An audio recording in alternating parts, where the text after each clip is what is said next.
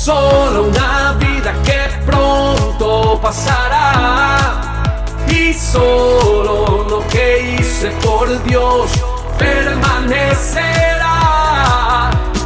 Tengo solo una vida que pronto pasará, y solo lo que hice por Dios permanecerá. Bien, iglesia, nosotros hemos comenzado una serie titulada Verdadero o Falso.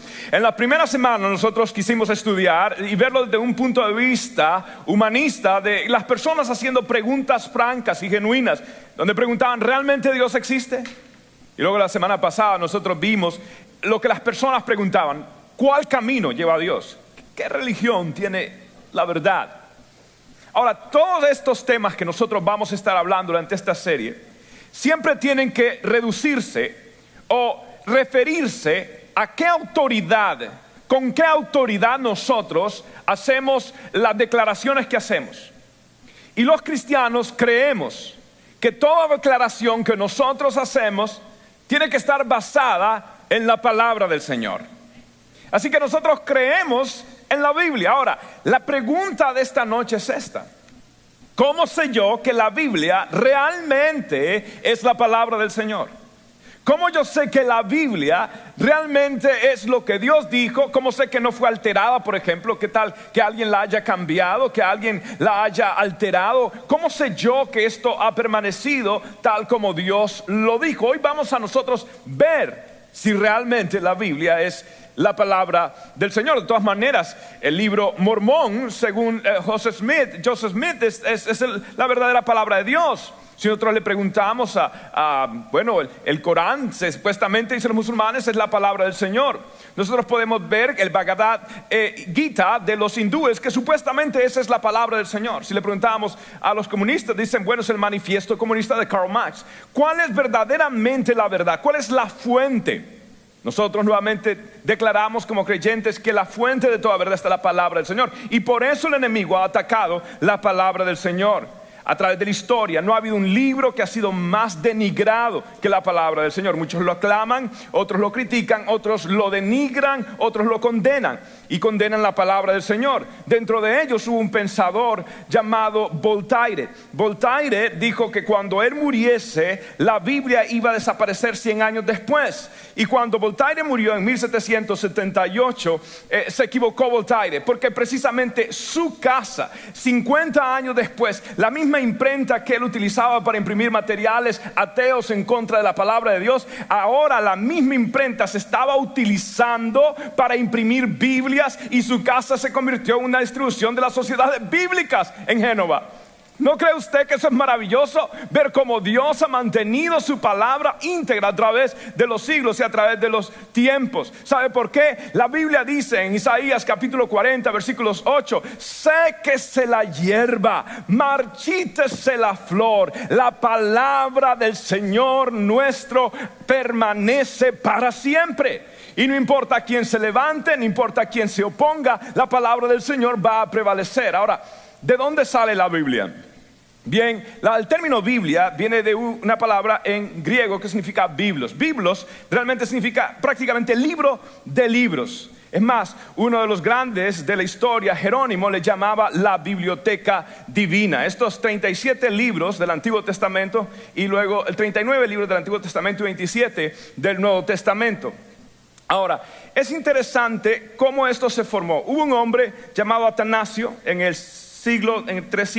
año 367, que él puso en primer lugar el listado de todos los términos bíblicos o los textos bíblicos, y allí se formaron los 66 libros de la Biblia, y se formaron como la regla del cristiano. Esto se llama el canon bíblico.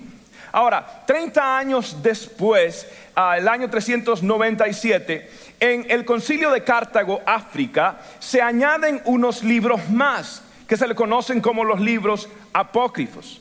Ahora, note esto: el tono original judío no contenía estos otros libros, 7 más que se añadieron, entre ellos Tobías, Judith, Baruch, Eclesiástico, Sabiduría y los libros de Macabeos. Eso no estaba. Es más, cuando se presentó Gregorio, uno de los que estaba allí, dijo: estos son libros menos inspirados y no ameritan estar allí, pero la iglesia tradicional los añadió.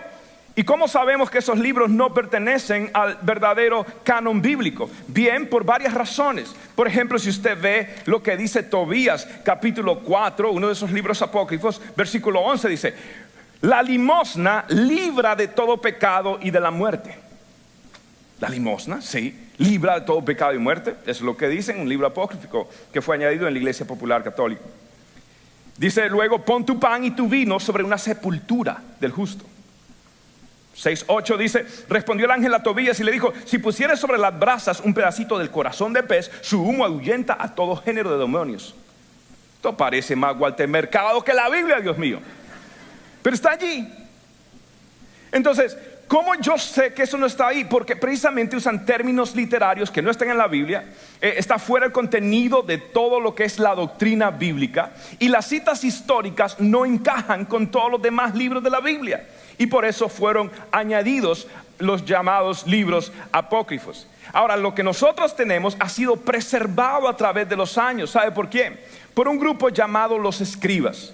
Debido a que la Biblia fue escrita en pergaminos hechos de corteza de árbol, eso se deshacía. Lo otro lo escribían en pieles, sobre todo el Antiguo Testamento, de ovejas, y esto se denigraba también, aunque lo teñían y lo hacían tratar, pero se denigraba con el tiempo. Entonces surgió una nueva profesión llamada los escribas. Los escribas se encargaban de escribir cada palabra, copiar cada palabra de una manera fidedigna. Mire usted algunas de las reglas que ellos tenían solamente para su edificación. Una de las reglas era bañarse cuando iniciaban los trabajos. Yo creo que eso es bueno. Hombres, tomen nota. Es bueno bañarse cuando se inician los trabajos y ponerse ropa especial. 2, usar rollos preparados por hebreos de animales ceremonialmente limpios. Usaban solo tinta negra preparada de acuerdo a una receta secreta. Guardar completo silencio durante las horas de trabajo. Por eso no habían mujeres. Ahí no. ¿Cómo? 5, no deberían escribir una palabra o letra de memoria para que no se confiaran, simplemente tenían que ir copiando cada una. 6, no escribir el nombre de Dios con una pluma acabada de untarle tinta, no voy a hacer que esto se derramara y dañara el nombre de Dios. Aunque el rey le hablara mientras escribía el nombre de Dios, no le deberían de presentar atención. 8, usaban una copia auténtica sin desviarse en lo más mínimo. 9, debían contar las letras del texto, y si la copia le sobraba o le faltaba algo, era quemado ese pergamino. Ahora, ellos querían con esto preservar la palabra de Dios y que el pueblo tuviera la palabra de Dios en sus manos. Ahora, ¿qué sucedió? Durante el tiempo que la iglesia empezó a tomar más autoridad y empezó a tomar más gobierno, la iglesia se volvió más opulente. La iglesia le empezó a preocupar que algunos de sus ministros o sacerdotes empezaran a interpretar la Biblia de una manera que ellos no estaban de acuerdo. Entonces ellos tomaron una decisión, y era quitar las Biblias de cada uno de los lugares, o quitar la Biblia traducida a los lenguajes de los pueblos. Entonces la Biblia y la misa se hacía en latín. ¿Para qué? Porque de esa manera se garantizaba que era la iglesia que tenía la autoridad total de interpretar la Biblia a su manera. ¿Por qué digo a su manera? Porque en ese tiempo casualmente empezaron a promover las indulgencias. Por ejemplo, las indulgencias decían que un pedacito de la cruz de Cristo todo el mundo tenía que tenerla, y era carísimo, y hoy tenemos indulgencias con estampillas. Es lo mismo. Desde ese tiempo empezó a surgir las indulgencias. Es más, ellos decían que todo el mundo tenía que heredarle a la iglesia a la hora de la muerte de 20 a 30% de toda su herencia, de todas sus ganancias. Entonces, de esta manera controlaban al pueblo, y el pueblo estaba sometido porque no tenían la palabra del Señor en su idioma. Pero hubo un grupo llamado los Coldis, que en el año 63-67, ellos empezaron a querer guardar la palabra de Dios, y fueron celosos de la palabra del Señor. Dentro de ellos había un hombre llamado John Wycliffe. Este hombre guardó la palabra del Señor, la tradujo al idioma del pueblo. Luego había otro muchacho llamado William Tyndale, que decidió imprimir las Biblias, y imprimió la Biblia por toda Inglaterra, y el pueblo empezó a tener sed de la palabra del Señor, y ellos aprendieron con sed. con hambre la palabra de Dios. Dice la historia que había a veces hasta 20,000 hombres aprendiendo la palabra de Dios. Ahora, todo esto era condenado por la Iglesia Católica. Es más, Juan Wycliffe fue condenado a la hoguera. Y luego uno de sus seguidores, John Huss, también fue condenado a la hoguera a morir. ¿Sabe qué hicieron? Agarraron las páginas de la misma Biblia para encender la hoguera. Y John Huss caminó hacia la hoguera y empezó a cantar: Jesús, hijo de David, ten misericordia de mí. Y este hombre, dice la Biblia, dice la historia, que besó aún hasta la misma hoguera donde iba a ser incinerado. Y este hombre, siendo quemado, dio una profecía. Él dijo: de aquí a 100 años se va a levantar un hombre que llevará la palabra de Dios a todo el mundo. Ese hombre se cumplió la profecía, porque en el año 1517, en una ciudad de Alemania llamada Wittenberg, había un monje que estaba cansado de todos los maltratos, cansado de todos los abusos, cansado de que las personas se le tenía que cobrar para hacer una misa, para sacar a un familiar del purgatorio, cansado de toda la hegemonía, la opulencia, el orgullo que había caído la iglesia. Y este monje puso 95 protestas, 95, y las clavó en las paredes de su iglesia en Wittenberg. Y este hombre se llamaba Martín Lutero. Y este hombre dijo la palabra: mi alma está esclavizada, decía Lutero, a la palabra del Señor. Sola escritura, solo la palabra del Señor cuenta, no la opinión de nadie más. Sola fide, solo la fe, el justo por la fe vivirá, será salvo. Sola fide, solo Cristo, solo Jesús, solo Dios es lo que nosotros tenemos. Y este hombre marcó la historia y dijo: no puede ser, nosotros vamos a promover la palabra de Dios en el lenguaje vernáculo. Ahora, este movimiento de reforma empezó a impactar también la isla de Inglaterra, y allí hubo un hombre llamado John Colet. Y este hombre de la Universidad de Oxford empezó a traducir nuevamente la Biblia, a retomar esta labor de traducir la Biblia, y empezó a traducir la palabra del Señor en una manera más amplia. Y luego todo esto empezó a marcar con William Tyndale, y la palabra de Dios empezó a promoverse. Ahora, ¿cómo la Biblia llegó? Este es el mundo inglés y alemán. ¿Cómo la Biblia llegó a nosotros los hispanos? ¿Cómo llegó? Bien, los aires de la Reforma estaban centralizados en España, particularmente en Sevilla y en Valladolid. Y allí estaba el foco evangélico de España. Y hubo un hombre llamado Casiodoro Reina, el cual este hombre decidió traducir las palabras del Señor, pero la iglesia se le opuso y fue ordenada Santa Inquisición sobre él. Por lo tanto, él huyó hasta Suiza, y allá él pudo imprimir su primer volumen de la palabra de Dios en español. Ahora, esto necesitaba un poquito de mejoría, y hubo un hombre llamado Cipriano Valera, el cual se le unió y empezó a imprimir y a editar, y salió la Biblia Reina Valera, o la Biblia del oso se le conocía en aquellos tiempos, porque tenía una imagen de oso. Bien, y esto empezó a operar, y empezaron a llevar la palabra de Dios nuevamente a España. Aunque estos estaban en el exilio, enviaban personas, y pagaron un precio alto, quiero que sepa esto. Pagaron un precio alto. Uno de ellos, Julián Hernández, Julianillo se le conocía, era una persona que traía la palabra de Dios, la traficaba entre comillas hacia España, y allí le capturaron. Él le dio una Biblia a un herrero, el herrero pues le denunció y lo aprisionaron. Por 3 años torturaron a Julianillo. Por 3 años golpearon sus pies, golpearon sus manos, arrancaron sus uñas, quemaron parte de su cuerpo, hasta que este hombre por fin entregó su vida. Murió por causa del evangelio, para llevarnos la palabra del Señor en español. Yo quiero que sepa algo. Cada vez que usted vea una Biblia, esta Biblia no es nada más un libro. Esta Biblia nada más es página y tinta. Esta Biblia está escrita con la sangre de los mártires que pagaron un precio para que usted hoy la pueda tener abierta, y no solamente en el Salmo 91 para espantar espíritus, sino para que usted pueda vivir la palabra de Dios, apreciar la palabra de Dios. Yo le doy gloria al Señor porque tenemos una santa, hermosa palabra, la Santa Biblia Reina Valera, que tanto ha circulado. Ahora, en España esto estaba haciendo cosas hermosas el Señor, Pero ¿cómo entonces llegó a Latinoamérica? Hubo un uruguayo, realmente un inmigrante italiano, a los 13 años se mudó a Uruguay. Y este uruguayo empezó a sentir una carga grande, hermosa, por traer la palabra del Señor. Y para los años 1800, al ocaso de los años 1800, este hombre empezó a llevar Biblias al nordeste de Argentina. Y luego él cruzó a Chile a Bolivia, llevando la palabra del Señor en varias travesías, hasta que llegó al Perú. En el Perú le acusaron de estar en contra de la religión oficial, que era la iglesia popular en ese tiempo, y lo pusieron en una prisión en el Callao, Perú. Y allí Francisco Pensotti entregó su vida por la causa del evangelio. Allí también él fue martirizado y él murió en las prisiones del Callao, Perú, con tal de llevarnos una Biblia, con tal de llevarnos la palabra del Señor. Este hombre recorrió los Andes. Este hombre repartió más de 125,000 Biblias personalmente, y a través de su red él distribuyó alrededor de 2 millones de Biblias. ¿Sabe por qué? Para llevarnos la palabra del Señor.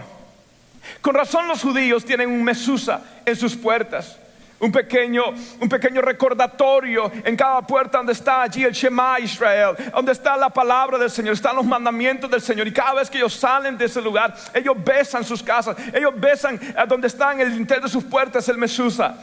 ¿Por qué? Porque ellos recuerdan el martirio que muchos llevaron. Escuche, iglesia, nosotros los cristianos, los evangélicos, nosotros los hispanos deberíamos de estar agradecidos que hubieron hombres y mujeres que pagaron el precio y llevaron la palabra del Señor. Y hoy usted tiene aquí en sus manos la verdadera palabra del Señor. Lo siento, no es el Corán, no es el Torá. Lo siento, no es ninguno de los libros de José Smith, no es la nueva translación de las escrituras como los testigos de Jehová. La verdadera palabra de Dios solo hay una, y es la Santa Biblia dada por Dios al pueblo de Dios.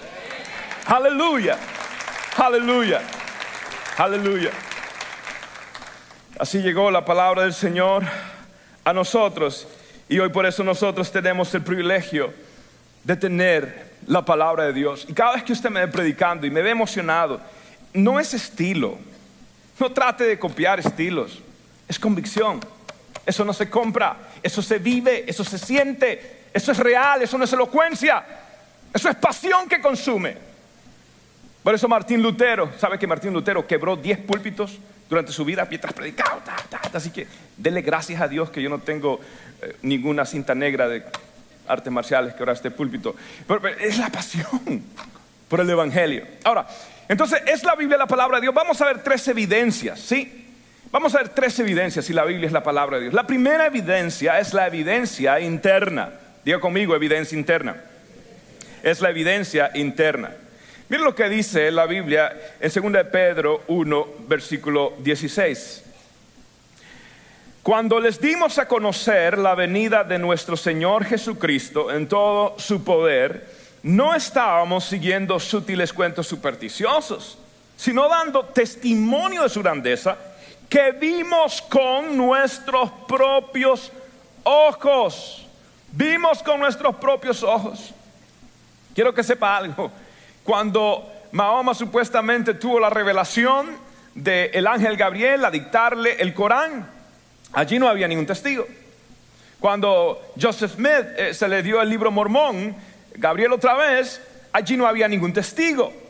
Cuando Buda escribió sus escritos, no había ningún testigo. Cuando ningún fundador de todas las religiones, no hubo ningún testigo. Y ellos escribieron de sí mismos para ponerse en un lugar bueno. Jesús nunca escribió nada. Lo único que escribió fue en tierra una vez para perdonar pecados a una mujer que estaba siendo acusada. Pero él nunca escribió. Entonces, lo que está diciendo Pedro es, escuche, lo que nosotros estamos escribiendo no fue algo que nos contaron. No fue algo de tradición verbal. Lo que nosotros estamos diciendo es algo que nosotros vimos con nuestros propios ojos. Es un testimonio. Es más, 500 personas vieron a Jesús ser ascendido. Es algo personal. Por eso está con pasión. Ahora, entonces vamos a ver 5 aspectos de esta evidencia interna. Lo primero es la proclamación de los mensajeros. Vea usted cómo ellos proclamaban. La proclamación de los mensajeros. En 2 de Pedro capítulo 1 versículo 21 dice: los profetas nunca hablaron de su propia voluntad. Al contrario, eran hombres que hablaban de parte de ¿quién? de parte de Dios. ¿Dirigidos por quién? ¿Dirigidos por quién? Por el Espíritu Santo.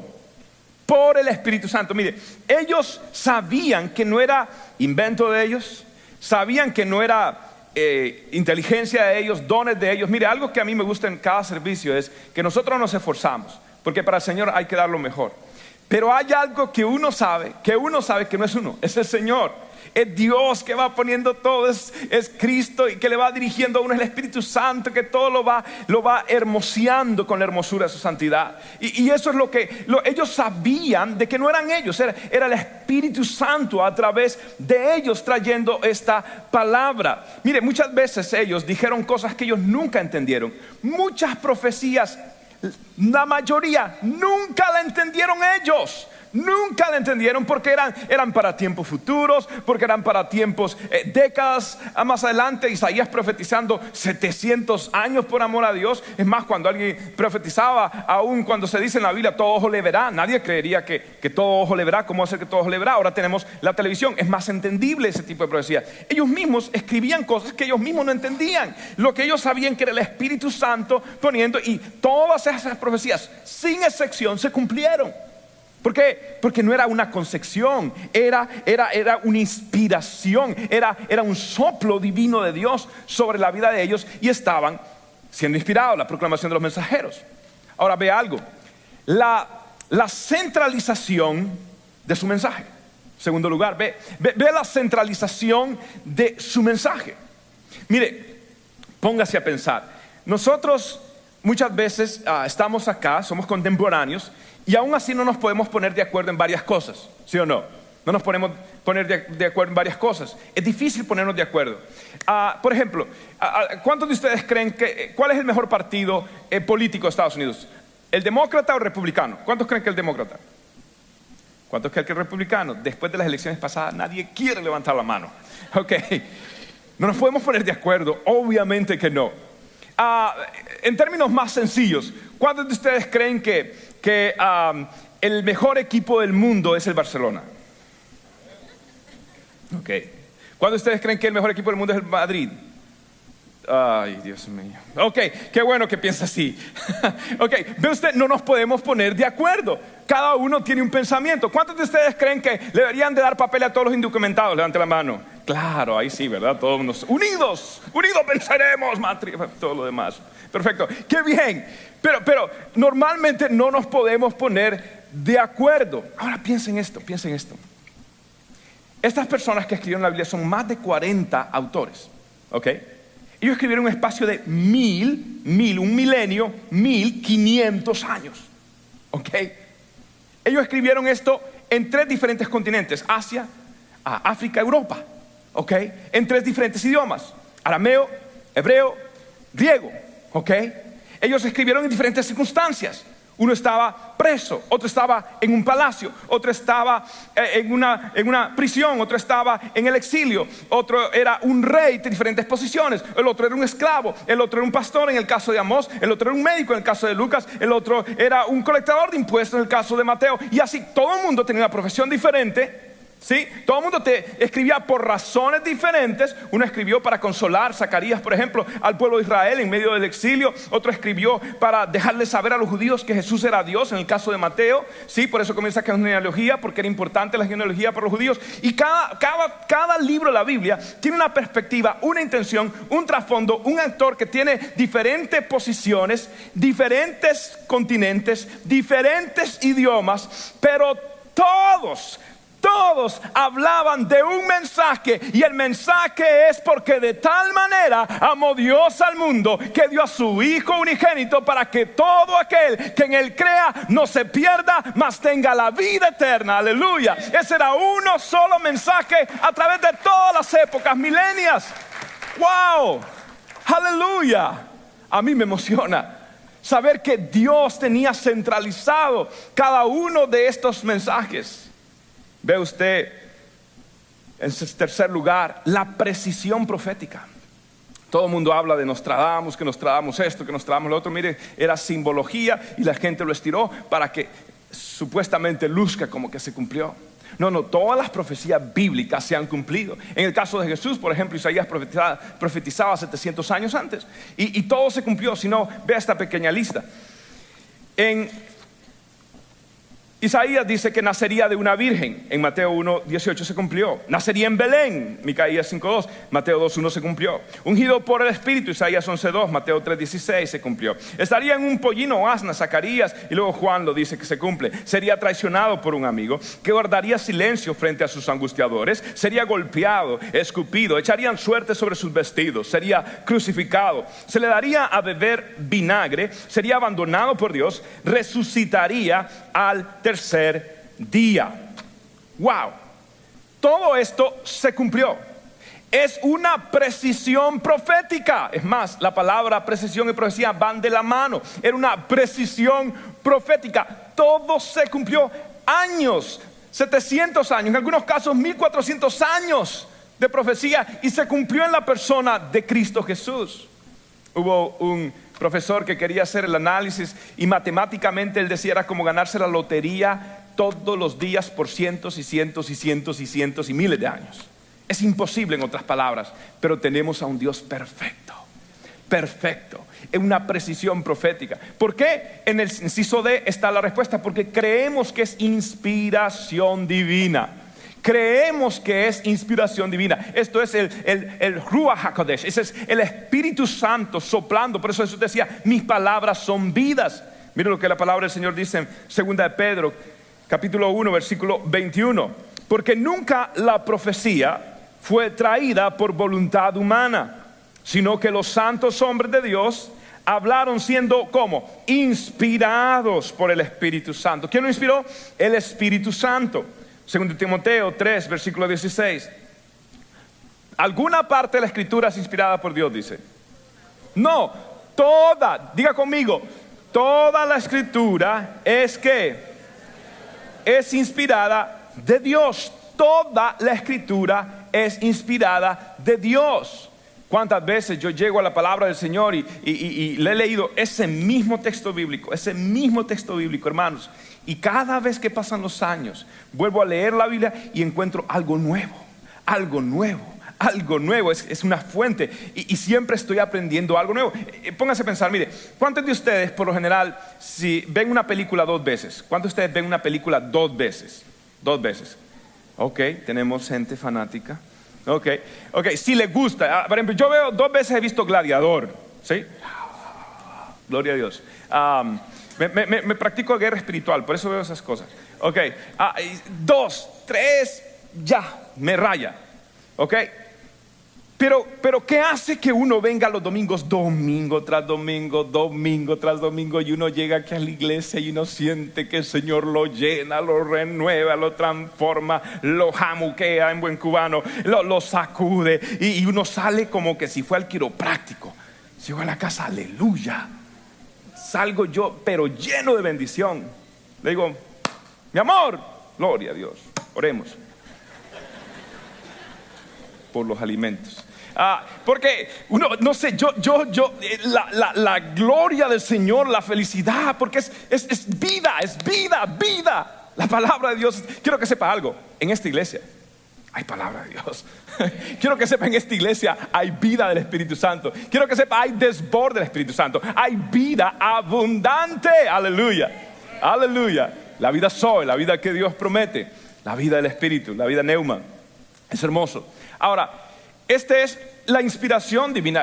Mire, el otro día prediqué el matrimonio, hace tiempo, el año pasado prediqué, y una señora me mandó un papelito diciendo: pastor, ese mensaje que usted predicó del matrimonio y de las relaciones íntimas, necesito el cassette, pastor, necesito el cassette otra vez porque tengo 90 años, pero Dios me ministró.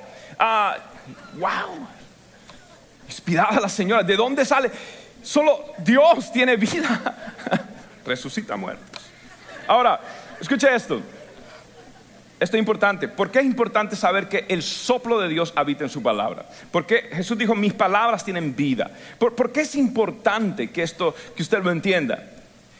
Mire, hace poco Gallup hizo una encuesta, y en la encuesta hizo esta pregunta a los cristianos: cuando usted tiene un problema o quiere saber la voluntad de Dios, ¿a quién va? Y dieron 3 opciones.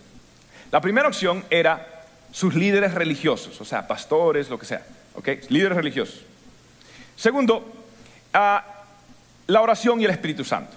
2, qué bueno. 3, la Biblia, ¿ok? ¿Sabe cuántos escogieron la Biblia como guianza de su vida? ¿Sabe cuántos? Menos de 30%. Menos de 30%. Escuche, menos de 30%. Con razón estamos donde estamos. Con razón estamos donde estamos. Con razón estamos donde estamos. ¿Sí? Porque ¿quién inspiró esta palabra? ¿Quién lo inspiró? Acabamos de leerlo, 2 Timoteo. ¿Quién lo inspiró? El Espíritu Santo. Y cuando usted quiere saber la dirección del Espíritu Santo, ¿dónde va a ir? A lo que Él inspiró, a lo que Él dijo. ¿Sí? Entonces, mire, yo creo que es bueno de pronto que haya un seminario, de pronto que uno vaya a una conferencia, es bueno. Pero yo no creo que uno debe de ir de seminario en seminario, de conferencia en conferencia, para buscar una palabra de Dios para mí. Escúcheme, usted ya tiene una palabra de Dios que está aquí escrita. Aleluya. Abra su Biblia. Busque a Dios en oración. Tome un ayuno y agarre un diccionario, agarre un comentario y métase, o sin nada, y métase a la Biblia. Es hermoso, está inspirado. Inspiración divina. Y por último, creemos que no tiene error, sin equivocación. Sin equivocación. Mire lo que dice la palabra del Señor, Salmo 19. Salmo 19, 7. Por favor, léalo conmigo. Qué hermosura de texto. Salmo 19, 7 y 8. Léalo. La ley del Señor es. ¿Infunde qué? El mandato del Señor, ¿qué es? ¿Qué da? Los preceptos del Señor, ¿qué son? ¿Y qué traen? El mandamiento del Señor, ¿cómo es? ¿Y qué da?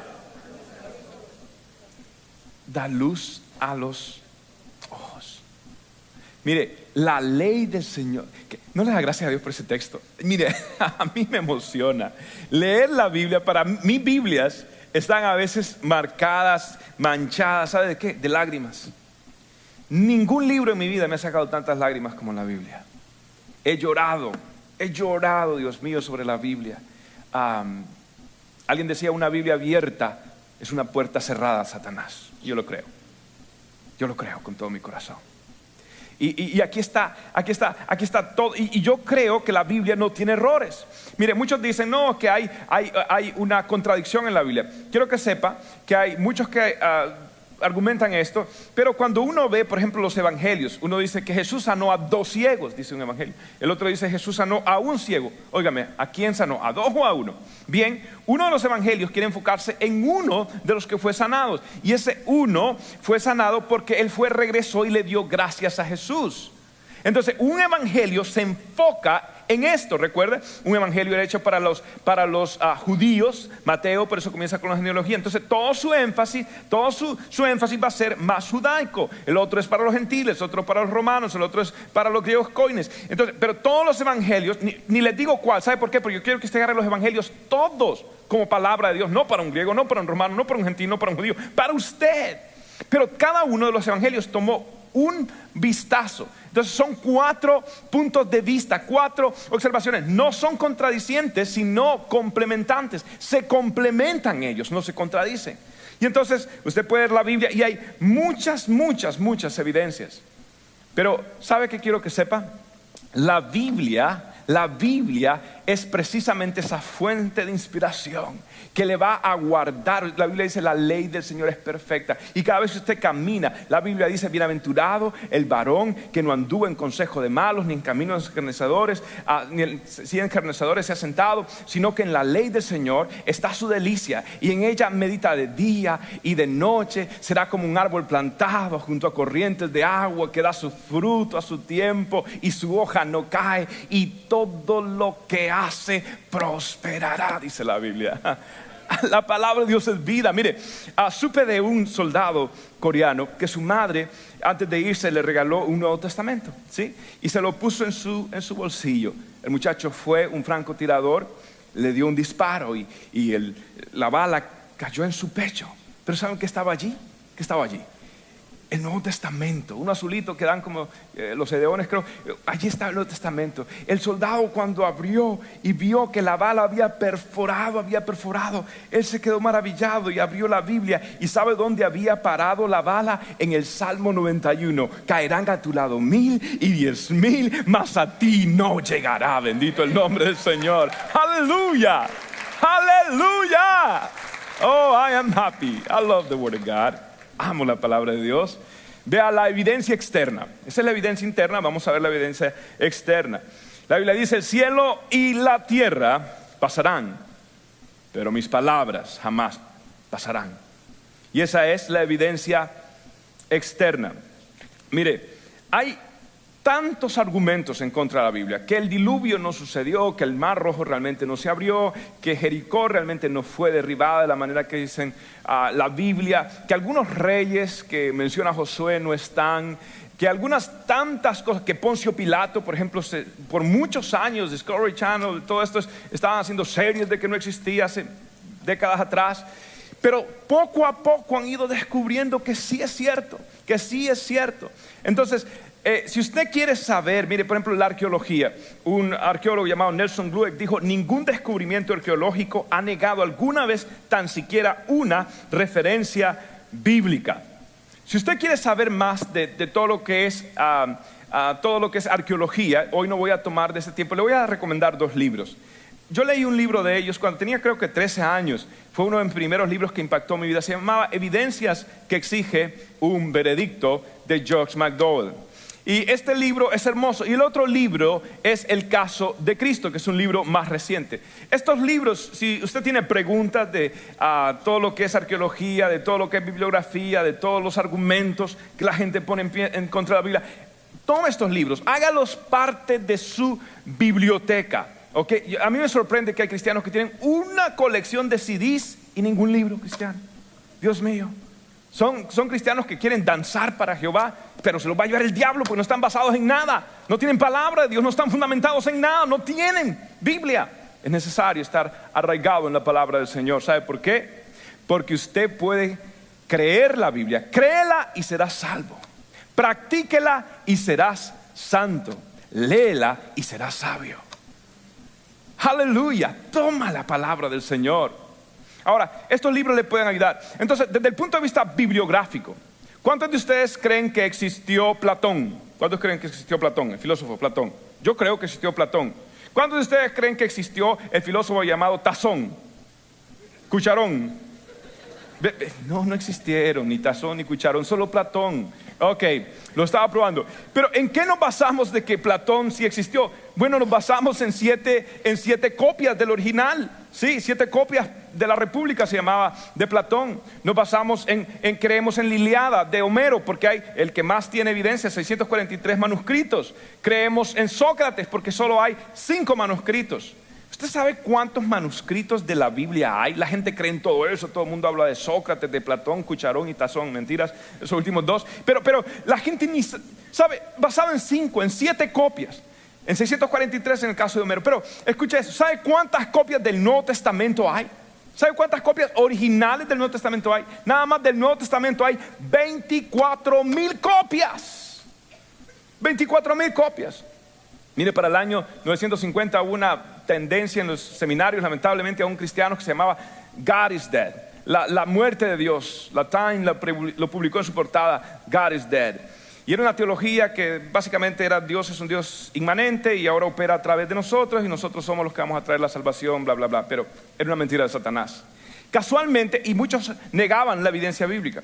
Y resulta que para ese tiempo hubieron 2 pastorcitos beduinos así, de esa gente que estaba en el desierto. Tiraron una piedrita una vez y esa piedrita sonó como un poquito diferente. Ellos fueron a ver lo que hay, era un jarrito, eran jarritos. Y en esos jarros encontraron, y casualmente, recuerdes, en ese tiempo decían que la Biblia no era cierto, que había sido alterado, que lo habían cambiado algunas cosas. Entonces estos descubren, pastores humildes, sencillos, árabes, y van y descubren, y hay allí adentro más de 800 manuscritos originales. Agarraron la Biblia judía, la Biblia evangélica, y fueron a ver cada uno de esos textos. Y déjeme decirle, todos los textos estaban exactos exactos. ¿Sabe por qué? Porque el cielo y la tierra pasarán, mas la palabra del Señor no pasará. Y la ley de Jehová es perfecta. Aleluya, bendito el nombre del Señor. Diga conmigo, la Biblia es la palabra del Señor. La Biblia es la palabra del Señor. Y por último, y con eso terminamos, vamos a ver la evidencia personal. La Biblia dice en 2 Timoteo 3:16, toda la escritura es inspirada por Dios y es útil. Léalo conmigo, ¿para qué?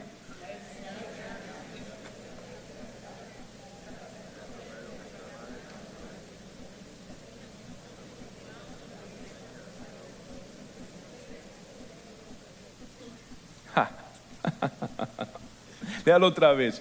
Mire, toda la escritura es inspirada por Dios y es útil para enseñarnos lo que es verdad y para hacernos ver lo que está mal en nuestra vida. Wow. Una hermanita le dijo, Señor, quita todo lo malo que hay en mí. Y se desapareció el hermano, no lo encuentran por ningún lado. La Biblia nos enseña lo que está mal en nuestra vida y nos corrige cuando estamos como. ¿Alguno de ustedes se ha equivocado alguna vez? Y nos enseña ¿qué? Hacer lo correcto. Aleluya. Nos enseña a hacer lo correcto, nos muestra.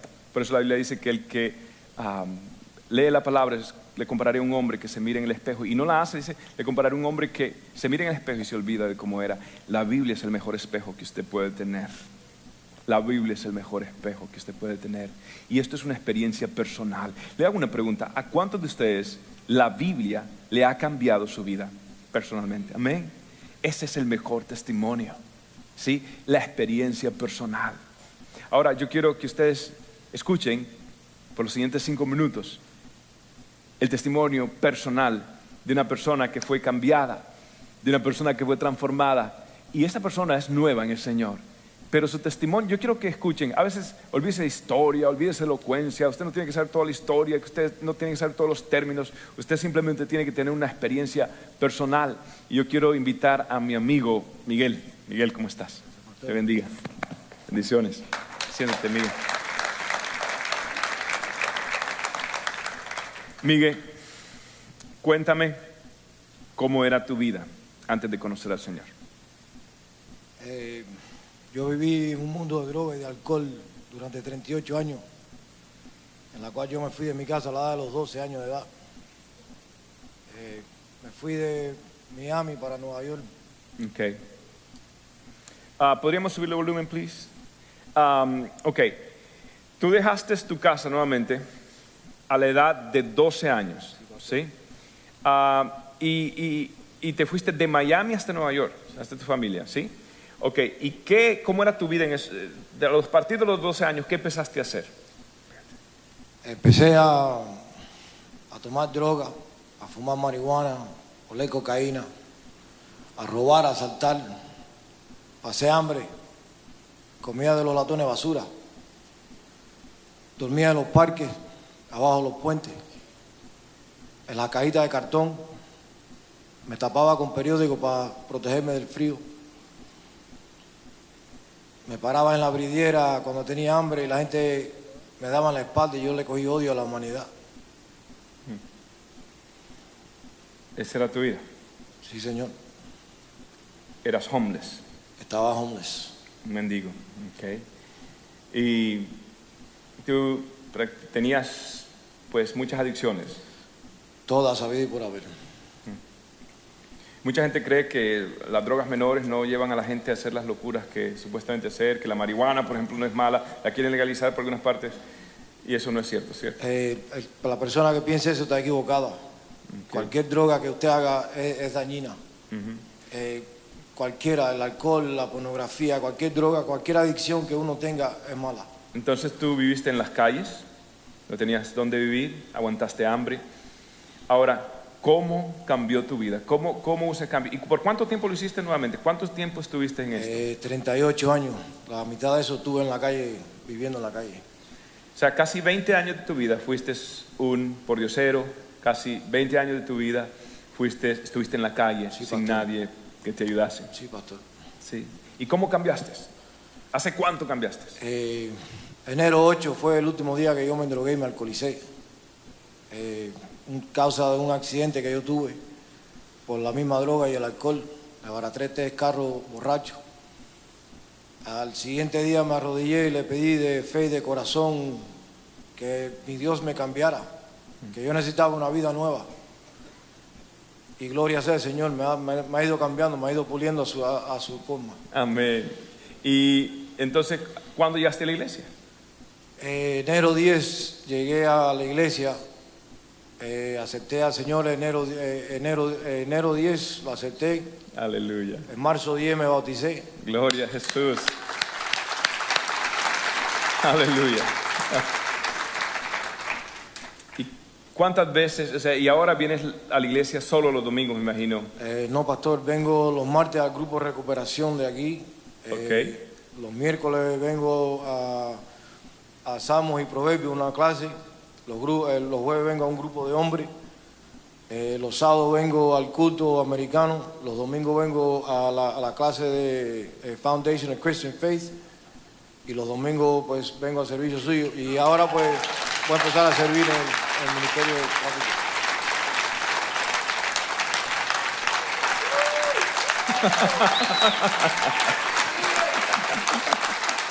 ¿Y ahora estás dónde? ¿Sirviendo? Ministerio de tráfico. Ahora él está sirviendo en el ministerio de tráfico. Y no trafica drogas, sino que lo que está haciendo es guiando los parqueos para que la gente pueda venir a adorar a Dios. ¡Aleluya! Cristo cambia. Cristo liberta. Ahora, un momentito. Falta alguito. El domingo tú vienes a la iglesia. Sí, señor. ¿Sí? Tu sexto servicio de la semana. Algunos hoy solo tienen un servicio y están quejándose que es largo, pero bueno. Tu sexto servicio y vienes el domingo y me traes un papel. Así es.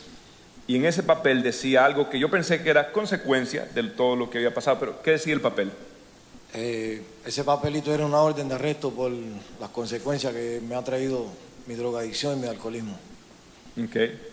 O sea, desde la que tuviste el accidente en enero, tu vida cambia, es transformado, pero debido a lo que cometiste en el pasado, te llega una orden de arresto. Sí, señor. Entonces tú vienes a la iglesia, él viene a la iglesia y viene y me dice, pastor, quiero que sepa, voy a adorar al Señor. Después del servicio, al mismo policía de la iglesia me voy a entregar.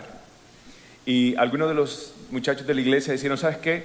Miguel, un momentico, antes de que llegues allá, nosotros te vamos a invitar a comer. Entonces este grupo de hermanos se tomaron el tiempo, fueron con él a comer, y no solamente fueron con él a comer, lo acompañaron y fueron con él y estuvieron con él. Entonces él se entregó. ¿Y qué sucedió cuando tú llegaste allá? Con el perdón, me gustaría darle las gracias a los hermanos y a las hermanas que oraron por mí ese día. Sus oraciones fueron escuchadas.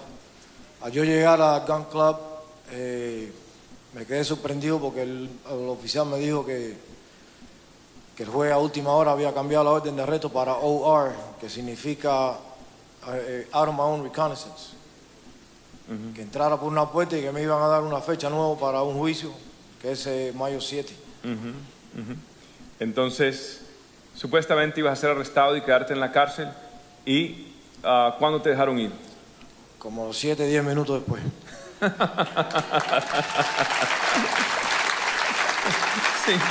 7 minutos después. Aleluya, Dios es fiel. Entonces, Miguel no tiene familia, me comentaste. Está solo.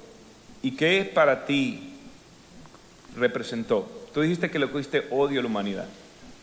Y ahora que tú vienes a la iglesia y ves personas que no te conocen realmente, están contigo, te acompañan. Esos muchachos no se fueron, estuvieron ahí. ¿Qué representa para ti esos hermanos? Representa una familia que a mí me faltaba. Gracias. Gracias.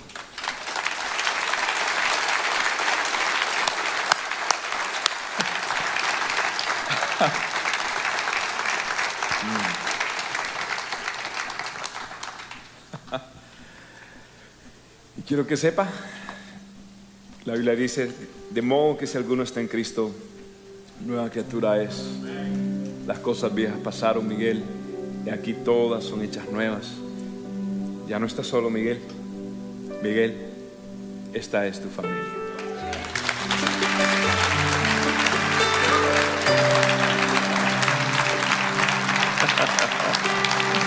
Esta es tu familia, mira.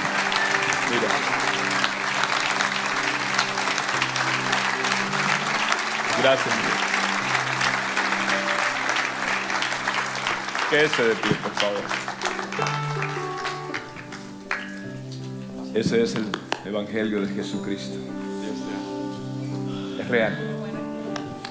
Digamos que usted no sabe de toda la historia, de todo lo demás, no importa. Usted tiene una experiencia personal con Jesucristo. Y eso es lo que cuenta. Pero algunos de ustedes vinieron esta noche y vinieron a la iglesia y solo Dios sabe cómo usted está en su caminar con el Señor. Pues en esta noche el Señor te ha mostrado en tu corazón que tú necesitas conocerle.